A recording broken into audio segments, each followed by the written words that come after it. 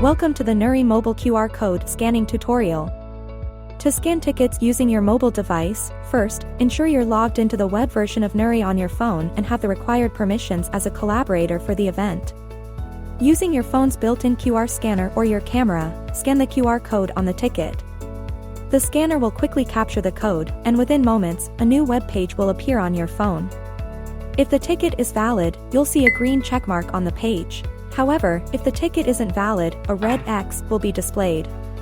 Remember, if you encounter a message on the page instructing you to, please have the event organizer visit this page to scan, it means either you are not authorized to scan tickets, or you are no longer logged into Nouri as a collaborator.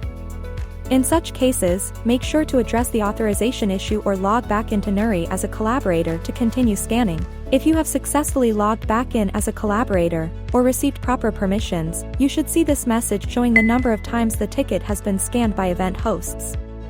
With Nouri's ticket scanning system, you can ensure a smooth and efficient entry process for your event.